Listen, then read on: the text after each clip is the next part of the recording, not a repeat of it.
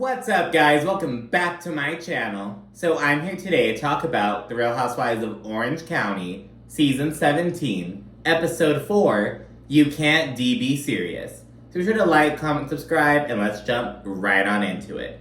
So we start with Emily taking her 9-year-old daughter, Annabelle, to a modeling agency. She says her daughter, came out of the womb with this huge personality and has always loved to, entertain others and just kind of be silly and stuff like that. And she's been wanting to model for a while, but Emily kind of wanted to wait a little bit, see if she was serious about it. So they're gonna kind of try it out. Emily says that she has the time to do it because the agent says that, the parents play a huge factor, you know what I mean? And Emily, of course, she's like, well, I'm at home now and I have the time to drive Annabelle up to LA to do a role. That's basically what it's gonna entail. And she says that the whole thing is making her, reflect on her own childhood, as she's kind of touched on in past episodes, just oh, here I am, coming through for my daughter and kind of making time for her and, devoting this, energy towards her, and I didn't have that, so it's kind of reflecting on that, and, I guess Emily's from, a real rough childhood, I guess. She's from Ohio, had a single mother and one sister. She says she had no parental supervision, just did her own thing. But she went to law school and stuff, so she obviously did well later on, but I guess I don't know how crazy her childhood was. But I don't know, has Emily written a memoir or anything? I don't know, she should look into that. Now she's kind of touching on her childhood more. But anyways, Annabelle takes some photos, and Emily says that she wants to just do better for her kids in the last generation. Just standard shit. We then see Tamara, Jen, and Heather go shopping for Montana. And at the same time, we also see Gina, Emily, and Shannon do the same thing elsewhere.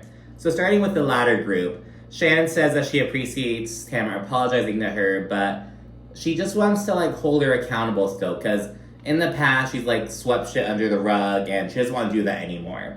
Shannon also brings up Emily mentioning Jen's affair at Tamara's party, just and this messy bitch, basically. And Gina, she dishes on how it's hard to be around Jen because of her infidelity. Gina, she was cheated on by her ex-husband. That was a huge factor in their divorce. And it shows that it's a trigger for her and, kind of just makes her get pissed off at Jen a little bit. And Shannon kind of understands where she's coming from because Shannon has also been cheated on and she gets where Gina's coming from. Gina acknowledges that this isn't Jen's fault, this is Gina's issue, so she acknowledges that. And this is where Gina really lost me. So in the confessional, Gina mentions that she's currently in the process of helping her ex-husband get his felony charges dropped in order to help her family, because before they divorced, he physically assaulted her one night when he was super drunk. She called the police on him and everything. He wound up, I think last season, he, gave a statement at the court, taking accountability for his actions, something like that. I remember Gina mentioning that in passing almost. It wasn't, a huge storyline or anything. But she mentions that, and I'm why was this brought up and, included in this segment? I'm almost wondering if there's, an editing error, if they just had her discussing this in general, and they're just throw it in this section. But, I don't know, because she is wearing different clothing in the confessional than she is earlier. I don't know, but I thought it was really random if this was, brought up around the time we were kind of discussing the Jen situation. It's what does this have to do with, I don't know, that was really weird.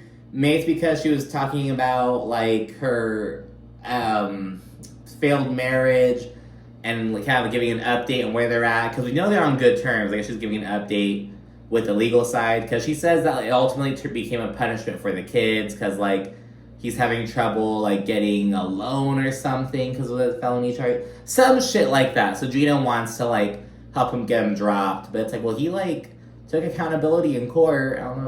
I don't know, girl, but that was really fucking weird. In the show, it was connected to the Jen situation. I don't know if that's how it was brought up. I don't know, man, but that would kind of rub me the wrong way. Going to the other group, we see Heather getting a little nosy and asking Jen about her affair. Specifically, she's so how long were you and Will separated before you got with Ryan? And it's like, girl, like, she's already said that she cheated on her ex. She's already said it. So again, just say like, oh, like, we weren't separated. Like, I was with Will when I got with Ryan. Although she again clarifies that, she wasn't physical with him, though, she and her then husband would be in different rooms, and she'd be texting Ryan and shit like that. So yeah, she also mentioned she was just 5 miles down the road emotionally, so just giving further insight into this. And it seems like she and her ex-husband are on good terms, at least for now, so we'll see. And he hasn't, like, came out and called her a liar in the press or anything, which is very easy to do, and People magazine would eat that shit the fuck up. You know what I mean? So, that hasn't happened yet. So, I mean, I don't think there's much opposition to her story. Like, I mean, regardless of how it sounds or how we're interpreting it, I mean, like, I don't know. Call me naive. I'm not saying I believe her. I'm just like, has there been any solid, aside from Tamara whispering for Jen to be honest? And speaking of that, it's like, is Jen not upset with Tamara for, like, saying that shit to her on camera? Like, that's something that come at the reunion, because I know that Jen and Tamara, like, wind up falling out down the line. Sorry, it's 4th of July right now, so somebody fucking... You might hear some stuff. Sorry about that. Jen then says that Ryan talks about getting married, though she's a little hesitant about this because of his reputation. He admits that he has never been faithful to anyone, though to her knowledge, he's been faithful to her. So Tamara and Heather are like, you know what I mean? Heather Ship says, like, people tell you who they are. We always talk about, when people show you who they are, believe them, whatever. He's literally telling you. You know what I mean? So she brings that up. Jen mentions that Ryan may have banged someone while they're taking a break. Tamara says that she knows the person who he allegedly banged, but yeah, they were on a break. It was like a Ross and Rachel kind of thing. And yeah, she wants to proceed with caution, and but yeah, then we see Jen at the house. This is like another scene on another day, I guess. She's discussing her relationship in the confessional. Says that, they have a great sex lives, kind of doing their thing, having fun. Jen then chats with Ryan about his reputation, and basically her qualms, like, about, like, I don't want to have to restart and find another relationship. I'm like, it's so fun at first, you have the butterflies and everything, but I like things to last, and you know what I mean? But he kind of puts them to rest, and Jen says they're super emotionally connected, and that people couldn't be more wrong about the nature of how their relationship began. She's like, people think it's so salacious, and it started out as purely physical and steamy and as most, affairs do. But she says it was just purely emotional. And that's what she's saying, I don't fucking know. But yeah. Then we see Heather. She's trying to pack before discussing the twins moving out. And I say trying to pack because her stylists are like, no, you can't wear that to Montana. You can't wear those boots to Montana. You fucking crazy. Just shutting everything down. And the twins are finally out of the house. We can finally hear Heather just stop talking about this shit. Terry says it's the beginning of the end. And Heather speaks on wanting to get back into the acting scene. She mentions that, she doesn't want it to be the same just without half of their kids. So she's like, we have to try it something different and embrace this new chapter. So good for Heather. You know what I mean? Like, it's trying to embrace change, and, it's ultimately the healthiest thing you can do, right? We then see Tamara and Taylor link up at a restaurant, and after some small talk, Taylor launches into her awkward situation with Heather. So remember, at the last Flamingo party on the boat, Taylor and Heather made these drunken plans to, like, meet up with this acting coach and kind of help Taylor go over these lines. And Taylor also mentioned that there is an open role in the production, which is being filmed in Oklahoma. Heather, because they were, like, drinking on a fucking boat, so Heather was like, oh yeah, I'm hella down, of course, you know what I mean? But yeah, and so when Taylor wound up texting her about it, Heather was like, oh, that's for real?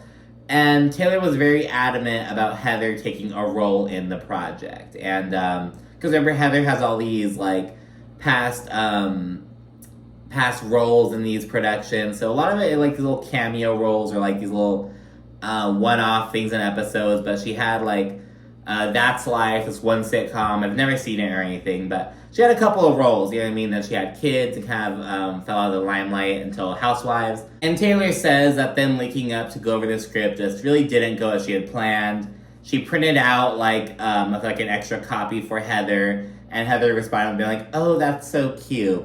And Taylor was like, "Oh, that's so cute." So she ultimately felt belittled, which Tamara says that Heather can do pretty often. And Taylor also mentions that after the session wrapped, Heather was heading out and whatnot. And Taylor was like, "Oh, Heather, don't forget your script." And Heather was like, "In case you have to do, scene work with someone, I'll leave it for you." So kind of politely declining, but giving a reason. And I think a fairly fucking good reason. Like, "Hey, girl, like, you're still preparing for this role. You're still kind of trying to work on stuff. Why don't I leave this for you so you can kind of go over it with another friend or, another acting buddy or whatnot?" Like, that makes perfect sense. But Taylor was like, "Oh, what the fuck, blah, blah." And she's kind of wondering if, Heather feels like she's too good for this project, if she doesn't want to kind of align herself with Taylor, 'cause she's a rookie actress. And she points out that she's not pissed off, she's hurt, because this is her first movie, and she's really excited about it, and she feels kind of slighted by Heather. And Taylor goes on to mention that the casting director wound up wanting Heather to submit a casting tape, or like an audition tape or whatever. And so this is kind of news to everyone, and I'm like, why? It's like, I don't think it's that big of a deal, especially considering she hasn't acted in a while, but, whatever. Tamara then prompts Taylor to pull up Heather's IMDb. They kind of look at it, and Taylor mentions that it's kind of brief, all things considered. And Tamara also says that Taylor should bring this up to Heather, which she plans on doing. So, Tamara's kind of stirring the pot a little bit, but, she'll kind of continue to do that later on. The ladies then pack for Montana. Eddie, donned out in all this cut fitness gear, gives Tamara a birthday present. And I'm like, "Eddie, the business is closed. Like, you don't have to do this fucking promo. Like, cut fitness is done." Like, but he's wearing a fucking polo and a hat. If it were just one, I think it'd be okay, but he's wearing both. So it's like, bro, like, do you have a fucking lanyard as well? Like, calm down. And we learned that Emily isn't going because she tested positive for COVID, though she's asymptomatic. And Gina is devastated. This is the first girl trip she's ever gone on without Emily. She's not going to have her little cuddle buddy or whatever, so she's really upset and kind of mad at Emily. Not for real mad, but just kind of play mad, like, "Oh, you bitch, you would leave me alone in this fucking trip." Like, you know what I mean? They all land in Missoula, and they head to the ranch. Two of the girls are going to stay in the bunkhouse, this 2-bedroom, 2-bathroom place. And both of the bedrooms have bunk beds, so it could fit 4 people, hypothetically. While the rest will stay at the villa. And I really hate when this happens on cast trips, like when some of the girls are going to stay here and others stay here. It's like, no, bitch. Like, all you bitches have to stay in the same house. Like, honestly. But anyways, Gina and Jen decide to stay in the bunkhouse. And Gina says that, hopefully rooming with Jen will give them a chance to build a friendship and kind of form a connection. At the villa, Tamara is trying so hard to kiss Shannon's ass. She's trying to give her, like, all these nice rooms and shit. Just wants to bring them together. She's kissing Shannon's ass so hard. And Taylor decides to stay at the bunkhouse because the room at the villa that she was gonna stay in has, like, all glass walls, I guess, which sounds like it offer amazing views, but she's like, "I'm just gonna bake in that room. Like, I'm just gonna suffocate. No." So Taylor's gonna go stay with Gina and Jen in the bunkhouse. They then all go freshen up and go to the mechanical bull. When they're there, Tamara says that Heather is not allowed anywhere near the controls because way back when, Heather was hosting an event that also had a mechanical bull, and she told the operator to make it go faster for Tamara. And Tamara wound up fucking eating shit, obviously, and she was like, "I think I hurt my wrist." Heather Dubrow is a nasty bitch, but and she's like mocking Tamara as she's on, and she's like, "Go very slowly, very slowly." She's like going fast. It's like, oh my god, Heather, like, please. Imagine Heather Dubrow's reaction if someone had done that shit to her. Speaking of which, I don't think that pussy got on the mechanical bull either fucking time. She might have gone on the mechanical bull. No, she did get on the mechanical bull back then because there was a whole controversy because Shannon's husband was like, oh, spread them legs, or some shit like that. But no, she didn't get a mechanical bull this time. And all the girls were all wearing skirts and like short dresses and shit, so not ideal riding wear. But yeah, they all go. Shannon says that she can't go because she's too vagina. Shannon, are you gonna do this? I can't. It's too vagina. Tamara interprets this as Shannon having a meaty vagina. She's like, you know, there are surgeries for that. It's like, Tamara, shut the fuck up. So I interpreted it as Shannon trying to say like, oh, I'm too much of a pussy to go on. But no, she literally meant like, I'm too vagina. But she actually meant the opposite of what Tamara thought. Because Shannon says that she has a bony vagina. And it's like, oh my god, like, Shannon. We then segue to a barbecue dinner, and I fucking love barbecue. I was like, oh my god. And Tamara kind of prompts Jen and Taylor as the newbies of the group to share something that the other ladies may not know about them. Taylor goes first, and she shares that she's bisexual. And so at first I was like, oh, she's only saying that because like she and Brandy like kissed on Ultimate Girls Trip, like. But no, she was in a full-blown 5-year relationship with another woman before she got married to Russell. And I'm like, holy shit. So yeah, learned that about Taylor. It was so funny. Someone pointed out that while Gina was reacting to this, she was like, oh my gosh. But she sounded exactly like Marge Simpson. And I cannot unhear it. It's so fucking funny. About 5 years? Oh my gosh, what? Oh my gosh, what? Oh my gosh, what? Oh my gosh, what? For Jen's fact, she says that she was a flight attendant, and we also learned that Gina was one as well. And Jen actually met her ex-husband on a flight.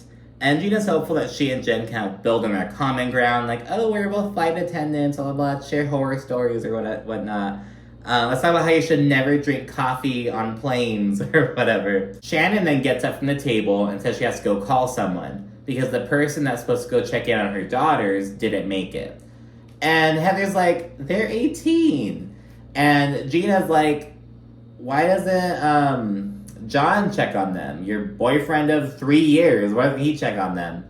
And Shannon's like, oh no, that'd just be weird. And I'm like,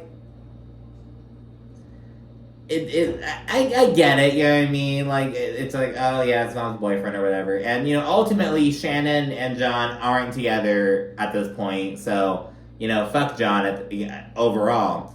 But, I was like, why are you with someone who you can't trust to, like, go pop into your pad real quick? Like, you know what I mean? So I don't know, it was like, is it that your daughters don't, like, respect John and just not have a good relationship? It's just weird, awkward? I don't know, but it's kind of weird. And when Shannon goes to kind of make a call or some buzz, like, why doesn't she just have him check? Well, they're grown girls. What's going on? But we then learn that Shannon's just making something up to get up and leave because she's like, I'm bored. We gotta kind of spice things up around here. So yeah, after a while, the ladies are like, where the fuck is Shannon at? I'm like, whatever, let's just go inside. We'll see if we can find her on the way. They go in and they see Shannon in full saloon-made fucking bartender character in this fucking outfit and everything. She greets them with this fucking platter of shots. She's like, hello, ladies. Care for a little libation and all this shit. But she can't walk with them because she's not good with trays. She's like, I'm just gonna put them right here. And it's just so funny. She like looks all hot and everything, like, hey. But she's like, I cannot move. We also see that her pouring the shots 10 minutes earlier was a whole fucking fiasco. She was spilling tequila everywhere. She had to clean up with paper towels and everything. It was this whole thing. Some of the shot glasses were cracked. It was like this whole fucking thing. So it was just, Shannon's just so funny. Like, I love, Shannon's just so funny. Like, I love that about her. But yeah, everyone's drinking. And of course, Heather goes to the bar and requests a glass of champagne rather than taking a shot. And it's like, see, like, that's why the shit on the boat was such fucking bullshit, Heather. Like, let's take shots. Yes, I love taking shots. No, you don't, bitch. Like, she's so phony. And she's talking about, oh, I haven't acted. I haven't been having any acting roles. Now, granted, you know, like, you haven't, like, nothing, like, in Hollywood, basically. But, girl, you've been acting on this show.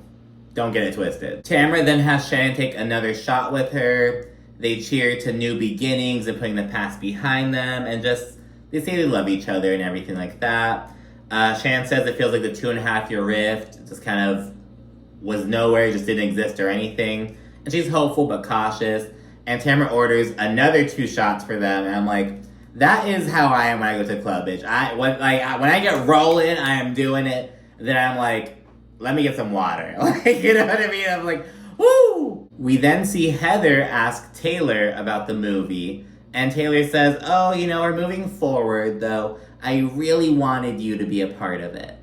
Heather then says that she didn't think Taylor was serious. Again, these were some drunk plans they made on a fucking boat. And to be fair, Taylor kind of just threw the fucking idea of Heather being in the production at her. It initially was just supposed to be Heather helping Taylor out with her acting rehearsal. But then it turned into, want to be in this role, want to take on this project. And so yeah, this big old fucking thing. And granted, you know, just to give Taylor some fucking leniency, this does coincide with Heather wanting to get more into the acting business. Like, why not take on this movie? But we'll get more into it later on. Heather is ultimately in the right, I think, but I love how Taylor is just riling Heather up. I love it. But yeah, and after Heather says that she didn't know that Taylor was serious about it, Taylor says that she's questioning if Heather turned her nose up at it because Taylor's a rookie actress. And Heather says that Taylor is the one with the issue, not Heather. She's like, I did not think that at all. And Heather adds that typically someone would reach out to her and she wouldn't get this fucking role from learning about it through Taylor. She's like, no, there's a protocol to these kind of things. And Taylor's like, oh, well, I'm sure you would know since you have more acting experience than I do. So Taylor's kind of coming off as almost insecure, I must say. But yeah, Taylor then asks if Heather would have done the movie if someone would have reached out. And Heather's like, I would have definitely considered it. I would have totally considered it. But I have to know, you know, how much do they pay? You know, what are the shooting dates? You know, what are, like, the specifics? Like, I need to know, like, I don't even know what the role is. Like, no one reached out to me. Is it fucking union? Is it non-union? Blah blah blah. Like all these details. And yeah, once Heather confirms, Taylor's like, oh well, we'll take it from there. All excited. It's like, Taylor. It's kind of thirsty. It's like, well, girl, is the fucking producer like, girl, the only way you're gonna be in this fucking film is if you bring another bitch with. Like, what? Why are you so like trying to bring Heather into this? Heather asks if they're all good. Taylor confirms. They hug it out and kind of go back to the party. And then Tamara asks Taylor if she told Heather about, you know, them wanting a casting tape. And Taylor says no. Heather winds up overhearing and she's like, are you serious? The director wasn't impressed with my IMDb? And she is so hot and bothered. And so up until I'm like, oh yeah, Heather's totally in the right. And she really was. But Heather gets so upset, and I just love it. Like, Taylor's giving what I liked that Noella gave last season. She's just getting under Heather's skin. And yeah, some of this shit may be nonsensical. She may be kind of in the wrong, but I just love the fucking reaction they get from Heather. So Heather's all upset, and Heather continues with this big old condescending reaction. She's like, oh, so you get offered the role, but I have to audition. Me, with my IMDb, and you don't have any acting experience, but you get the role just like that, but I have to audition. Okay, haha, just like all this shit. Tamara's drunk ass then brings up how Taylor pulled up Heather's IMDb. And Heather responds by being like, oh, you know, it's so funny. I just ran into the person who created That's Life, which I starred in, blah, blah, blah. She got to know how she just saw her at the fucking airport trying to fucking flex. And Taylor's like, yes, I saw you started 22 episodes. And Heather's like, why would you say it like that? But yeah, this big old fucking thing is pure fucking confusion, basically. Heather says that Taylor looking her up was punitive and rude. Heather, she's like on one against Taylor. Taylor makes a comment about being like, no, you know, I was honestly surprised by, you know, them wanting a casting tape, you know, considering your pedigree. And Heather's like, my pedigree? That's so weird. That's so rude. And mind you, as she's calling Taylor weird and rude, she's like, you're so rude. You're so weird. And it's like, Heather, you can't call fucking anyone rude, weird, punitive, any of that shit. Because that's you, bitch. Like, Don't fucking try to act all fucking laid back and cool and fun. No, Miss fucking fancy pants, stick up your ass bitch. Like, I don't know. So her calling Taylor all this shit is like, girl, like, look in the mirror. So yeah, and her reaction to Taylor's pedigree comment, and the reaction was like, my pedigree? Am I a dog? And I'm like, Heather, pick up a fucking dictionary. Like, yes, that is one, like, fucking a purebred dog's pedigree is one, like, definition, but a pedigree is also a history, which is like the connect. You know what I mean? And it's like, oh my, it's like, Heather, for someone who acts as like fucking acts the way you do, as intellectual, fucking well read, as fucking cultured, the whole Heather Dubrow thing. You think that you'd be able to fucking know that words have various meanings. Like, get the fuck out of here, Heather. But yeah, and Taylor's just kind of trying to de-escalate the situation. She reiterates that she was just surprised about the casting director's decision because, you know, Heather has this big old acting history. And Tamara's like, well, you know, I have to be honest and call you out because you did say that you weren't impressed with her IMDb. And so, yeah, and Taylor kind of confirms, like, yeah, you know, I just thought that there would be more. And Heather tears into Taylor. So she goes this, like, 3-minute long tirade, it seems, almost. She says that Taylor is, like, anti-woman, you know, because Heather had to put her career on the back burner, as so many women do, to kind of raise their families, and says that Taylor's rude. This big old thing talks about how, you know, I supported you when you were excited for your role, and here you're trying to shit on me and my career. So Heather makes a few points, but they're kind of like a few minutes apart. So it's like I don't think Heather quite like ate Taylor up like that. But I mean, she called her out, so yeah, you know. And it is to be continued from there.